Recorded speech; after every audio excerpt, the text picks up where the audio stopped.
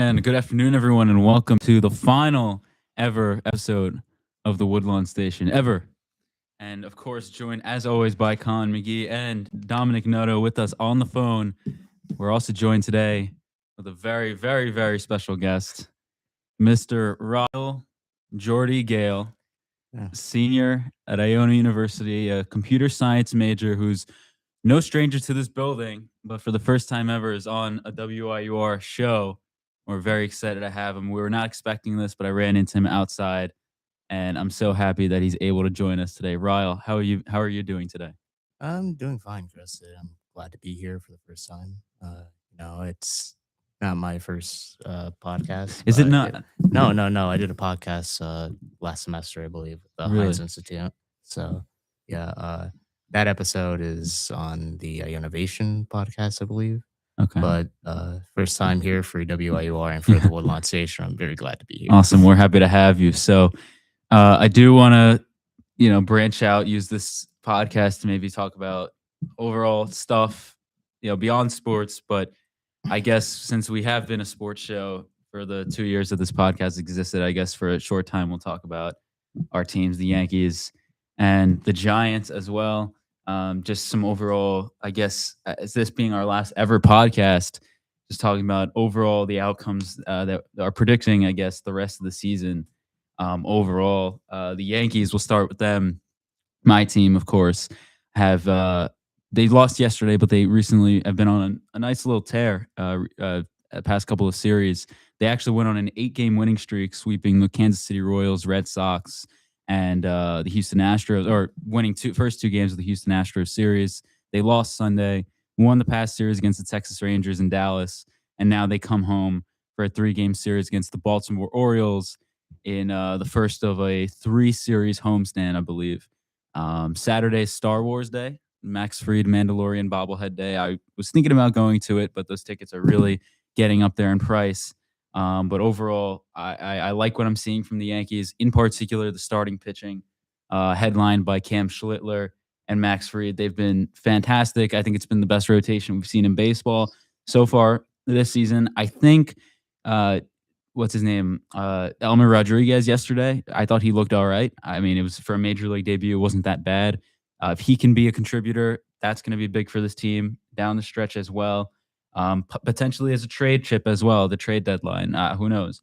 But overall, hitting, I think, could be a little bit better. I think we have some problems with guys like Ryan McMahon and Jazz Chisholm, just to name a few, maybe even Trent Grisham as well. But overall, when it comes to this pitching, I like the way this team is playing. I like the way they handled teams like the Red Sox and Astros, who we were kind of viewing before the season as potentially postseason teams the Yankees will be facing in the postseason. They handled them very well. The Yankees are looking like the best team in the American League so far. Yeah, I mean, we knew they would turn it around, right? Because I mean, usually always the Yankees are good in April, they're good in May. Unfortunately, I haven't been able to catch a lot of the games Yeah. recently the past couple weeks, but I mean, listen, I mean, we're pretty much what we thought they were going to be, and I see a lot of talk over how this might be one of the better Yankee rotations we've seen in a while, and I think that's a very fair kind of way to view that. I mean, we see how great Max Fried has been. You see what Cam Schlittler's doing, and especially when you consider the fact that Garrett Cole, Carlos Rodon is going to come back. Anthony Volpe is probably going to come back soon as well, which I mean, hey, we'll see how that factors into everything. You know, obviously Jose Caballero has not been, I guess, the kind of above average shortstop that we hoped he could have been. I mean, he still obviously steals a lot of bags, but the OPS still below 700. At least I believe it's still below 700. And yeah, I mean, I think the Yankees are going to be all right. I think they're doing exactly what we thought they'd do. Just find ways to get wins. Obviously, the injury to Giancarlo Stanton isn't the best, but you kind of expect that with his age. And thankfully, it doesn't seem like it's going to be anything too serious, at least from what they're saying. You know, you can expect them back at least somewhat soon. So overall, yeah, don't have too much to say on the Yankees. Just pretty much as good as we thought they'd be. Obviously, since this is the last ever show, though, I think it kind of maybe we could have one quick big picture outlook possibly Sure. before we go off. So Absolutely. of course we have Dom here Yeah. as well. So I think the more appropriate question is what will happen with the 2026 Yankees? Dom. I mean, overall, what I can say is that this is definitely the best pitching pitching performance from this team that I think I've seen in my lifetime. I think I've seen in our lifetimes, probably in the last couple decades. Better, I would say, and I'll go out on a limb here. I'll say this team's pitching is better than any of the 90s teams. I'll say it's probably the best pitching in terms of like depth and like just name value, like name and performance, better than majority of Yankees teams in the past. And that's going head to head against a lot of really good teams. But I mean, if you look at the Yankees historically, they don't really produce pitching as well. But if like this team right now has been on a roll, and it's largely thanks to the pitching. And you still have to consider guys that are waiting in the wings. You know, Carlos Rodon, who's getting paid almost $30 million a year, and he may not be a 2 anymore like we hoped he would be when we signed him, but he's still a quality 4 for a contending team. And you still got Garrett Cole looming, who, you know, former Cy Young, and the last time he did pitch, he was the ace of this team. Now, I mean, he's coming off Tommy John surgery, so we'll see. We'll have to see what happens there, performance-wise, what we're going to get out of him. But I do see this team having a very good year. I think probably on par with the last 3 years or last 2 years. I mean, I think the last 2 years they won 94 games each. I honestly think that there's really no reason to say they're going to be worse. I don't know if I could say they're going to be better either. I could see them making it to another World Series. I could see that happening. Maybe there's another team that comes out of the second half hot and has a really good end of the finishes strong like the Blue Jays did last year, and we'll see if that really does happen. But right now it's looking like this is the AL's the Yankees to lose. So I mean, we'll see.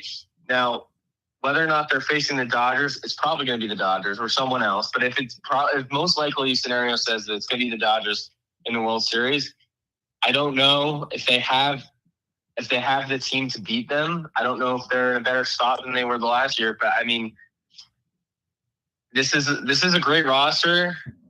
I wish they would have added more bats because I mean I think you're looking at this and more relief help for sure. Because I think those are the glaring holes that were present in the offseason, and those are the glaring holes that we're seeing now, you know, a month into the season. So I'm confident that this team will make the playoffs. I'm confident that they might even I wouldn't say I'm confident, but I have a pretty good feeling about them making a deep run in the playoffs. But I'm not convinced that they're going to be the team that makes, you know, gets 28. I'm not convinced there. But that'll be what I'll say about the Yankees. I definitely agree. I just think it's the hitting. I think the hitting is what's bothering me. I know it's not bad. They'll do what they usually do, which is finish number 1 in scoring probably in baseball, honestly, in the regular season. And then come the postseason, it's someone's going to be better. There's always that team that's going to be better. But that's the question that I have is who is that team right now? Because I thought that team could have been the Red Sox, and it still could be. Because if you remember last year, it was. You don't think so? I know you want to say your thing about the Red Sox, but I think they shot themselves in the foot like they did last year with Devers. But did they really shoot themselves in the foot, though? It's not even a terrible move. Because they got better after they traded him. It was the second half where that team really got hot. Yeah, but if you think about it, that team was probably one big bat away from making the playoffs. Well, I think that team was. I think that was Roman Anthony who got hurt. If they have him, who knows what happens? But if you had Rafael Devers there the whole year, what contributor from the Devers trade pushed them over the edge? Not a single one. They traded everyone. Well, I will argue if they had Dustin May, which was ridiculous. I think if they had one more pitcher, they could have beat the Yankees last year. Listen, I'll say this. I think Breslow has lost the locker room. I think firing Alex Cora, who's arguably one of the 10, I would think one of the 5 best managers in the sport. Firing It's true. Because your ineptitude as a general manager, your deficiencies to building a quality major league club, your deficiencies, you're blaming those on Alex Cora, and you're getting him fired because that's what he did. Is going to blow up in their face. They cleaned house. They got rid of their hitting development. Their bench coach. They got rid of Cora. They got rid of their hitting coach. I mean, they cleaned house in April. Like we're not even in May yet, and they fired their World Series winning manager, who has led them through some pretty terrible years, and also led them to some pretty good years. Now, So, I don't know. Cora, I agree. was the guy for them. I don't know why they fired him, but I agree with everything you're saying. What I will say, as someone who has him on my fantasy team, Rafael Devers, I don't think the Red Sox should be missing him. He's been awful this season. But even besides the point, right? Even besides that, I'm just trying to find that one team that tends to stop the Yankees in the postseason. The Astros are not that. They're not that anymore. Is it the Rays? The Blue Jays have injuries. I don't know who it is. The Tigers. I'm just trying to figure out who that team is. Could it be the A's? Are they going to really emerge here? I don't know who it is, but that's the one thing I'm figuring out, right? Because last year I thought it was going to be another year for the Yankees to get back there, and it was the Blue Jays. It was the Toronto Blue Jays who got red hot, and ended up pretty much demolishing the Yankees in the postseason. So I that's my question is I like this team. I like the pitching.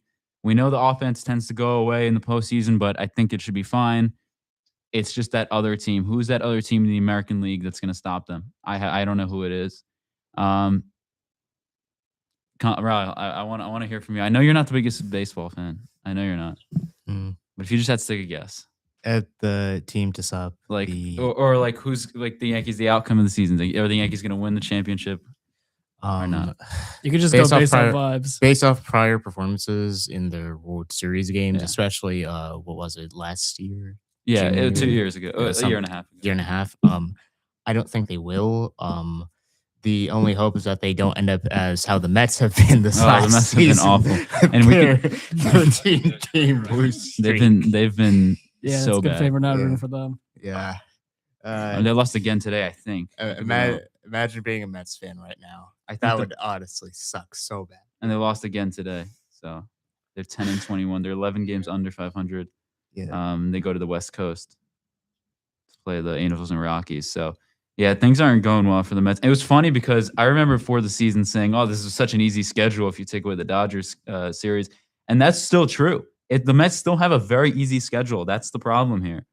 They suck. They're just awful. just the Mets. It's Cardinals, Diamondbacks, A's, Pirates, Twins, Rockies, Nationals. They're losing series to these teams. It's ridiculous. I don't know. I don't know with them. I don't know what's wrong with them. It's Someone put a spell on them or something. They're just eternally terrible. yeah, Juan Soto maybe. I don't know. Yeah, Who knows? Maybe it was Juan Soto. Juan Soto wants his October's off, you know? Yeah. He's paid a lot. Well, anyway, Colin, I don't know if you had any last minute thoughts on the Yankees. Not really. Nothing. So I guess we can move on here to the NFL draft, particularly with the New York Giants. I'm seeing here Arvel Reese, of course, was the Giants' first pick in this draft. Colin, let's hear it. Let's hear it. I'll keep it quick because obviously I'm very excited for the potential of what we could do at the end here with Ryle. But I'll talk quickly about the Giants draft. First off, I'll say, listen, the Giants had 2 top 10 picks as a result of the Dexter Lawrence trade. And for that first pick at number 5 overall, they ended up going with Arvel Reese from Ohio State. And this did surprise me because just for so long, it seemed as if Arvel Reese was a lock for the top 3. A lot of people had him going to the Jets at number 2. Maybe he goes to the Cardinals at the next pick.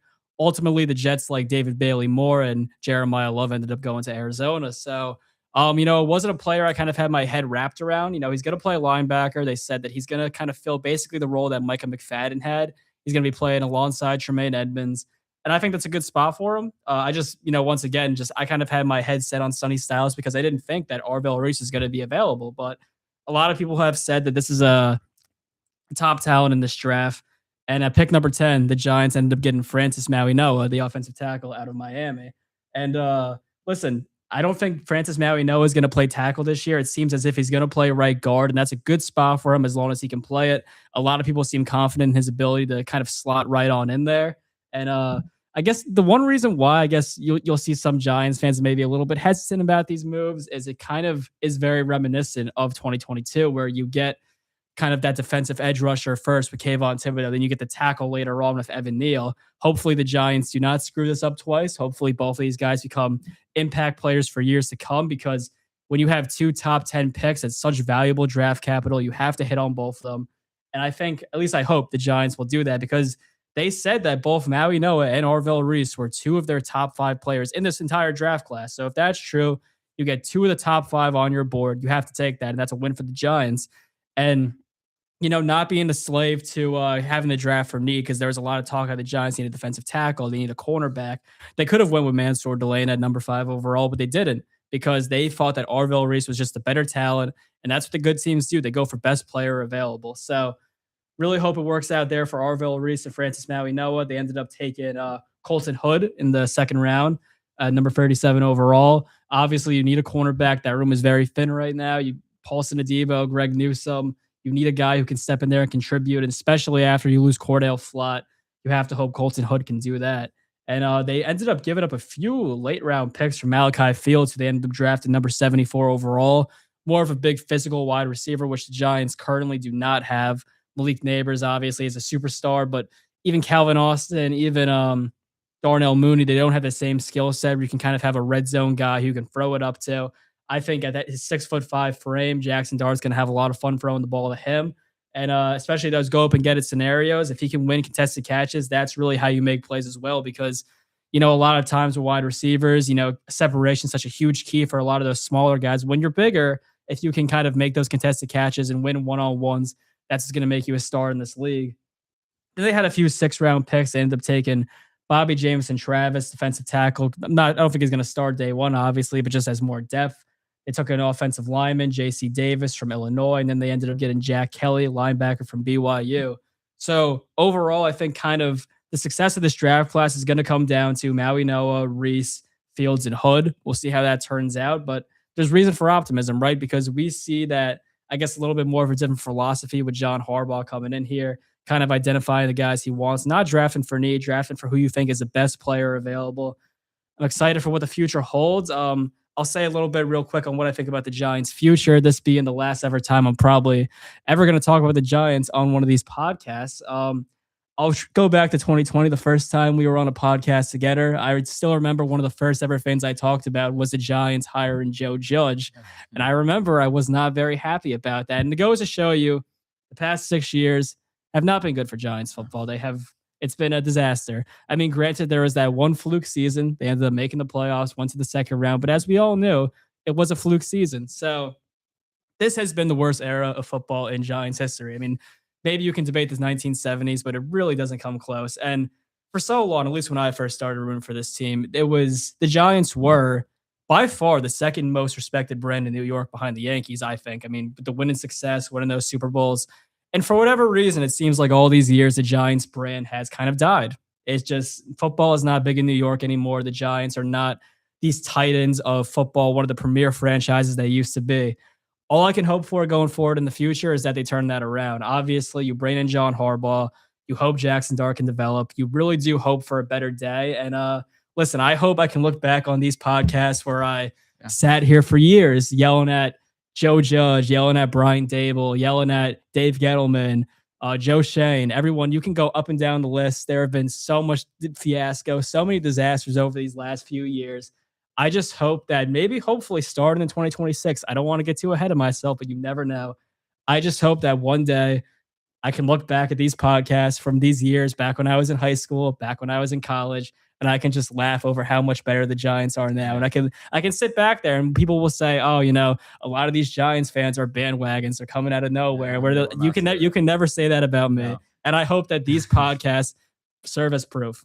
So that's what I have to say on the New York Giants. It was one of the games I was calling. It was a lacrosse, Iona lacrosse a few weeks ago. I was calling with Chris Russo, who calls games here for ESPN, and the team wasn't doing great. They were losing by 10 goals, I think. And he tells me, like around halftime, these are the games that are going to make you a better broadcaster. I got you, Dom. 1 sec. And that's how I feel about these Giants podcasts that we've been doing. Is one day, hopefully, podcasts will still be going on. We'll still be on air somewhere, doing some type of podcasting, and hopefully a lot better product on the field, and it'll definitely be easier to call games, to talk about this team when things are a lot better. This is as hard as it gets. This is about as bad as it gets. So Yeah. Dom, what are your thoughts on the outlook as we near closer to the NFL season?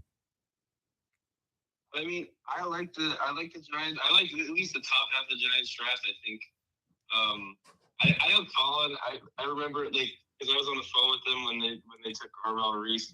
I was a little bit disappointed they didn't take Sonny Styles, but I think like someone who's invested a lot of time in going and researching every Yankees draft that happens in the last few years, and they take a player that I don't even expect them to take or I'm not expecting.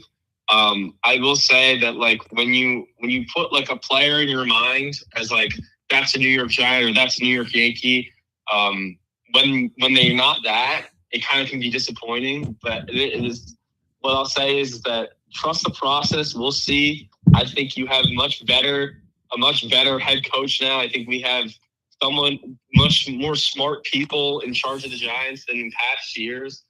Hopefully, I already heard whispers that Joe Shane's probably might be out soon. So we'll see if he sticks the landing here with John Harbaugh or if Harbaugh gets his guy in the future after because I think Shane's contract is up after this year. So we'll see what happens with that. But I like the moves I like the picks that they made. They got a lot more physical. They got bigger. They got more physical. I mean, it's a John Harbaugh football team that they're making a lot of moves to raise the floor on this Giants roster. I think there's a lot of reason to have optimism on this team, even with I know Colin was saying, look, this kind of mirrors like the Evan Neal and Kayvon Thibodeau picks. It's kind of how it felt like. But that like when that happened, everyone was like, "This is the best draft haul ever." And I mean, we'll see what ends up coming of this. We'll see if Arvell Reese can really adapt to being a linebacker and then maybe being used as an edge when you lose maybe Brian Burns or Kayvon Thibodeau. And we'll see how CeCe Marianoa adapts to being a right guard and eventually maybe probably kicking out to right tackle when Illuminor ages out of his contract. I mean, we'll see what happens with these guys. But what I can say is that the Giants and Colin loves to use this term. Ironically, have a nice young nucleus of this roster. That's what Joe Shane likes to say. There's a lot to look. I think right now there's a lot to look forward to, but I don't think I've watched as much Giants football to be as pessimistic as Colin is.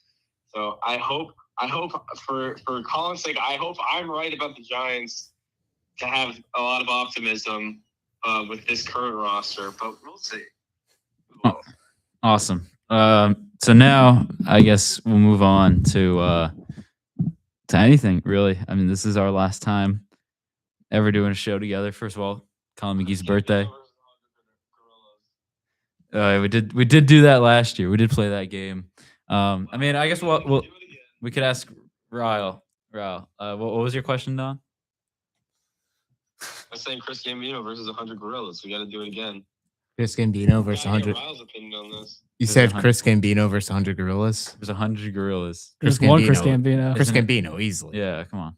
So what do you think he does to tame the gorillas? He just looks at them and they bow. Yeah. They bow. They take a knee as they understand that. Ryle? Excuse You me? think he can low smacks them? Yeah. Oh yeah, he mugs those gorillas. No, he absolutely mugs them. He can mog on them? Oh man. All he has to do is just hit him with the signature look, just and they instantly just know that he's the alpha there. He's the alpha, and they have to obey. That's all that needs to happen. They have to obey. They just have to listen to him. That he's the head of the troop now. Oh man. Yeah, that was big last year. That hypothetical. It was of course it was one gorilla versus 100 humans. We used the bleep button quite a lot that episode. We did. We haven't used the bleep button at all this year. No, We should. My bad. What do you want to? You want to use it? Where is the bleep button? I don't know, but we have that the one that we will never use is there. I did show Ryle. That's. All right, I'll just say it's the fa. You know, I think it should be used. You know. you can. All right, wait, hold on. Let's see. Play it one more time. You can't hear it. All right, Probably well, can hear it's- it on the if air, you but- you like rewatch the episode, I'm sure you could Yeah. hear. It's the just that file. It's on the stream, but it's not. Damn, Wow. what a shame. Unfortunate. Well, this is the sensor. Okay, I got it. In case you need it, Ryle, let me know. We'll see how this goes. Well, actually, I did hear that Killian had a show earlier with Gabe Hughes. I don't know if you heard about that. And in the first minute of the show, Gabe said something he should not have said, just not a Wow, word way that's to rat on the appropriate. other shows here, Chris. Well, to be fair, Killian did post it on his story, not close friend story. So he's definitely it's just a funny moment. And we have nobody, of course, monitoring our show right now, so we can discuss that word was said by Gabe. Just a word he shouldn't be saying on air. That's it. Just on a family friendly podcast for a school. Okay, now I got my question. Ryle Gale, Yes. what bear is best? The best bear. Oh, okay, this is a good hold one. on. Okay, let's do this. Okay. So what specifically are we measuring best in? Like best overall? Yeah, I agree. Okay, that's a great idea. So Okay. Dom, you start. Dom, I you want to best for last. well, you're first, Dom. Oh, I get to go. I get Yeah, to go first. yeah. I think grizzly bears. I think grizzly bears are the coolest looking bears. I'm gonna in my go. opinion. I'm gonna go with the polar bear. That was my answer That's your answer? too. That was my All right, answer. well, I'll change it. Okay. I'll go with the panda bear. Okay, so we're going by favorite Big bears. giant panda. I say just like which bear do you think? Like put all the bears. Which like, bear like, mogs all the other bears? Put all the like- bears in a pit. Which bear's coming out on top? Which Oh, is the bear? it's the polar bear. Easily. Yeah. Those things are like the ultimate apex predator on land. What do you think of the honey bear? The honey bear? I like honey bears. I was Okay. actually gonna say that the black bear is probably my favorite bear. I like black They are bears a good lot. bears. They're pretty much just like giant. They're not actually giant dogs. I wouldn't go up and pet one, but they're relatively chill as long as you give them their space. Bears. You know, I love bears, but all right, here we go. One bear versus one gorilla. Who wins? What kind of bear? A polar bear. Polar bear easily. It tears I think the shreds. Jesus. It's not even a question. What do you think of the What a silly question, Dom. How Bro. dare you? What about the gorilla versus the spectacled bear? Spectacled bear. Spectacled bear. There's like a good. How tall is a spectacled bear? I have no idea. I could figure that out right now. I'd still put money on the bear simply because so I guess I can nerd out about animal facts, I guess, but so most carnivores or like predator like species, so when they're young, they play a lot with their siblings. They're usually and smaller. they'll have from like them. claws and they have claws and sharp teeth. So in order to make sure that they don't like tear each other to shreds when they're young, they have like a sort of skin underneath that is like more flexible. It moves around more. That allows them to sort of like handle these hits a lot better than most animals like gorillas or other herbivore animals can. Something also to note is that most predators and carnivorous species have like this sort of innate like kill instinct where they know like kill points like the back of the head, the throat, around the chest area, around the heart. They have like that innate knowledge. So like in most scenarios, if it's a bear versus a gorilla, I'm assuming silverback gorilla, you would be best to put your money on the bear, especially for larger bear species. Wow. Gorillas are also like I know there's like an idea that gorillas are very like smart and that they can use human like tactics or that they can even punch, but they can't. They're actually pretty dumb. Like think of like the dumbest person you know. Like the dumbest person you know. Yeah. They're probably like they're probably like 100 times smarter than that gorilla, and any tactics that you Yeah. think the gorilla Let would me- employ, they wouldn't be able to. And gorillas can't punch. They mostly sort of just like slap box. No, any of the wild cats, do you think they stand a chance against a bear? Yeah. Like a lion, tiger, Tigers. Yeah. tiger. Tigers actually hunt some bears. Huh. Yeah. Let's see. I think like a more interesting like sort of animal debate would be possibly like bear versus leopard. Really? I feel like that could be interesting, but even then, I think bear more so. Because the cats are more quick, I would assume. Or quicker. On bears are surprisingly fast. So they run at like 35. A grizzly bear is like 35 miles per hour. Like they can run that fast. Cats usually are around that speed as well. Um, and I guess we could move to bear versus tiger. I'd say tiger. Tigers are just strong. Have you guys ever seen like a like up close picture of like a tiger? Their muscles are huge. They're really like a really Bengal big. tiger? Like a Siberian tiger. Siberian. Yeah. Who wins in a fight? Tiger or a lion? Tiger. Lions are strong, and like don't get me wrong, if you like caught a paw swipe by a lion, like the impact of it might just like break your spine like instantaneously. Like it's not a joke.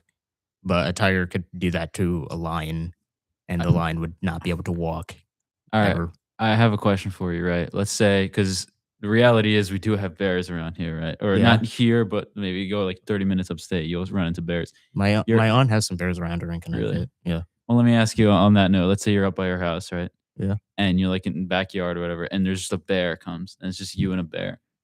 What's your reaction? What's your instinct? Because they're fast. They're So fast. you can run, but I don't know how far. So what would you do? Usually Can run. you tame the bear? Could I tame the bear? uh, How do you handle the bear? how do I handle the bear? I give it its space and I go back to the house. Now, So do you- you walk back to the house, or is it like a slight jog, or is it a? Okay, so all right. So you know how the whole thing of like, oh, if it's a black bear, fight back. If it's a brown bear, stay down. If it's white, good night. Yeah. So that methodology is like relatively accurate. For black bears, just like make yourself look bigger, and they'll probably like run off. They're not really like that. Like they can be aggressive, but like they're not really gonna mess with like a bigger predator, really. The Oh no. the for if it's a brown bear, like don't bother trying to fight it at all. Even then, like playing dead might not even work in some cases, but don't run, because the issue is then the animal knows that you're like prey, and they will like actually like go and hunt you down. You can't run in those scenarios. It's why like there's like, sorry, I lost my train of thought for a second, but just in those cases you shouldn't like really run, and in the case of like a polar bear, you're honestly just like screwed, because I could say that right. Yeah. It's Oh, fine. okay, No, okay, I that's just fine. wanted That's to- fine. Seems like a very PG That doesn't term. come close. That doesn't come close to what Gabe said. Yeah. Okay. Okay. But yeah, if you're dealing with like a polar bear, you're kind of like instantly screwed, because they are fast, and if they even smell you around the area, if you see one, it's already seen you like like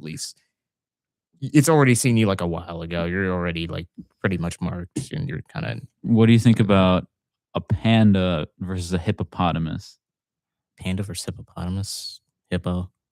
Hippos You- are you know- the one of the most dangerous animals in the world. I've Yeah, heard. no, they are like What insane. can can a hippo defeat a polar bear? Probably.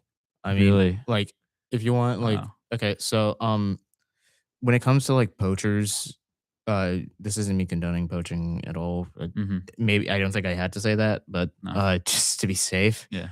When it comes to like people that hunt like hippos, they have to use literal rocket launchers to be able to kill them. Yeah, Bullets that's do not nuts. really work. Like They're crazy. yeah, no, they got too much mass. Yeah. They got too much mass. Hippopotamus. Yeah. You'd never think until you actually see one. I mean, Yeah, no, they're they- not at the Bronx Zoo Yeah, back when we were watching the backyard games, I never thought. or at Madagascar. Yeah. Oh, they're Yeah, they're Gloria. scary, man. Yeah, Gloria didn't seem like the scariest one there. No, but Yeah. she could crush all the other ones, Probably, which yeah. is crazy to think about. I know. Um, Fun fact: they don't they don't swim, but they run underwater. Oh, that's crazy. Yeah, no, that's Mm. actually it's Yeah. actually really insane.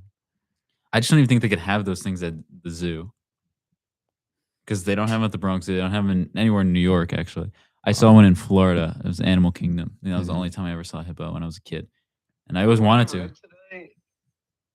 I read something about Pablo Escobar having like 4 What a shift. pet, hippos, and then they kept multiplying, and now it's like 200 hippos. In Colombia, it's like needs to euthanize all 200 hippos or something like that. And now there's like some billionaire in like India or something who wants to buy 80 of the hippos. It's like this whole controversy about these hippos that they want to get rid of because they're the only country outside of like Africa that has hippos now, like wild hippos. Just thought that was an interesting nugget. No. while we were talking about No, it is. It is. It is. hippos. Sorry to interrupt. No, no. We got to go to the zoo. Yeah. Yeah. We will plan that. Yeah. We could go over the summer. We want to go to the. We could. I want to go to an aquarium as Bronx well. Zoo? It's been a while. Yeah, you know what? I actually, that's a good. It's a good thing you brought up the aquarium. What's What's your favorite like aquatic animal? aquatic animal? Like purely aquatic or semi-aquatic? Something you'd find in an aquarium. I know like they have some amphibians. They have penguins at aquariums. So Yeah. penguins. Okay. All right, but if you had to Okay. pick like an animal that's only in the water, Only in the water. Orcas. they're pretty good. Orcas. They're They're interesting. they're really cool. They're interesting. They're really cool. Yeah. I'm trying to think. Well, I have a final at 5, so we probably have about like Yeah, 10 minutes should left. probably- So what is like the final stretch of the Woodlawn Station going to be about? how do you guys feel about graduation? It really snuck up on us. Like I'm realizing that it's 2 weeks from tomorrow, which is Yeah. insane. That is insane. Next week is finals week, or Colin in this case has one now. I've finished a couple of them now, so next week I'm here working, but I'm not doing any finals. It's been a great run. It's been a great run. It really, I know that's the cliche. Everyone says that these years sneak up on you, and they go by so fast. But it's like I don't even like remember these 4 years. It just flew by that fast. And here we are. I will be back here next year. I am doing the 4+1 program, but it's not going to be the same. Of course, it's not going to be the same as being an undergrad, but it was definitely an interesting 4 years. I think definitely constructive though. I think we all did good stuff. We all did good work and are better people than we were before college. So I guess that's good. I guess that's all you can ask for.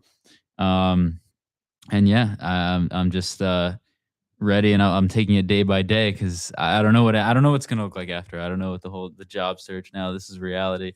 This is crazy. Yeah. You still got a grad year, don't you?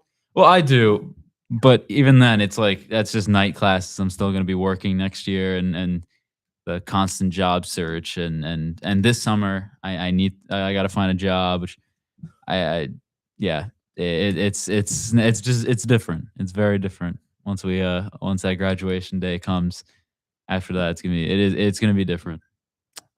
Yeah, I mean, I don't know if I'll be back. I could be, but it won't be here. It'd be over at the LaPenta School of Business. So this is pretty much the end of me with Iona Media, this department. And I will say I had a good time. Listen, it's been definitely a journey. A lot has happened in these past 4 years, but I think overall it was for the best. I think when I look back on it, I think I made the right decision coming here, made the right decision doing all the things I did. And it's been a fun little time. I will definitely look back on these memories fondly. And especially I owe it to everyone who is on this show right now, as well as a few others. But been a good time. Can't really say much more.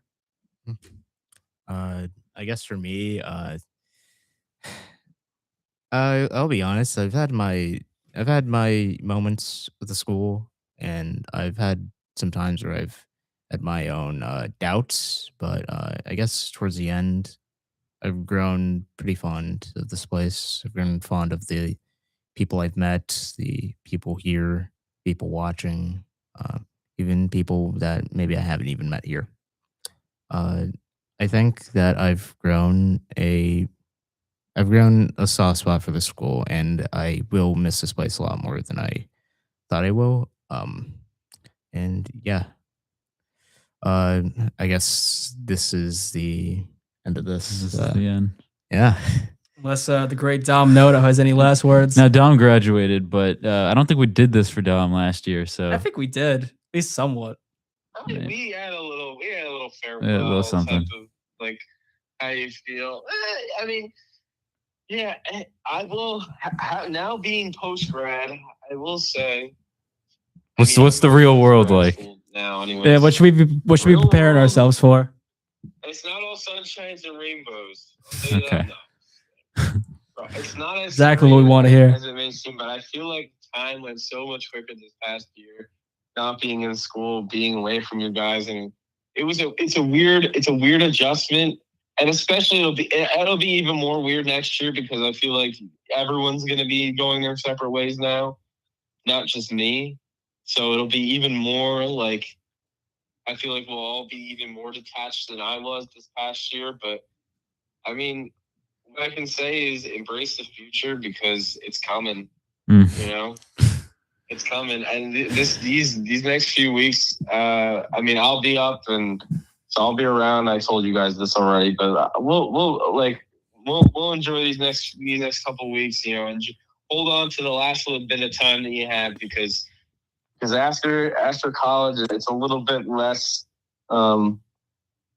It's a lot different. You don't get this type of community, this type of interaction with each other quite like you do in college. So that'll be the last like year reflecting on the 3 years that I had at Iona. I will say that's the thing that I miss the most, and that's the thing I will continue to miss the most is the level of community that I got with you guys over the 3 years that I was there. Awesome. Thanks, Dom. I mean, for us as well, right? I mean, think of how many years we did this for. Yeah. A lot of time. Sure, But Dom wants a FaceTime video. oh, Dom wants to FaceTime. Wants to be on camera. All right. That's. Say hello to everyone. Say hello to the world. Look at that. His face back on WIUR radio for one more time. Chase Caridi and Chris Solaro are monitors today. You can see. But yeah, I guess that's it. Guys. Before we go, I think we'll wish Colin McGee a happy birthday. Tomorrow is his thank birthday. you. Happy birthday. He's finally an unk. But I guess without further ado, guys, thank you all for watching all these years since last year, of course. Since we started the show, of course, this guy was in person. Ryle, I'm glad you could join us for the last episode. Thank you A so very much. fit and final guest. Yeah, Thank I'm you, just, thank I'm glad. I wanted to have a guest. I wanted to have guests, and I couldn't have asked for a better guest. So thank you. That was a good episode. And Colin McGee, thank you so much, of course, for all your help over these years with these shows. And it's been a good while. time. It's been a while. It's going been a back to long high time. school, going back to sophomore year of high school. The entire decade we've been doing this. Think about that. It's something to think about. And honestly, it's been the same story for our sports teams as we mentioned, but it's still been. I mean, because it back doesn't in get old. 2020, the Yankees could not get over the hump, and the Giants sucked. Yeah. Guess what? Yankees can't get over the hump. The Giants still suck. Yeah. So hopefully things get better. But I think on that note, we'll leave it there. From Ryle Gale, Colin McGee, Dominic Noto, and myself, Chris Gambino. This has been the Woodlawn Station saying see ya. Have a great life, everyone. Sayonara.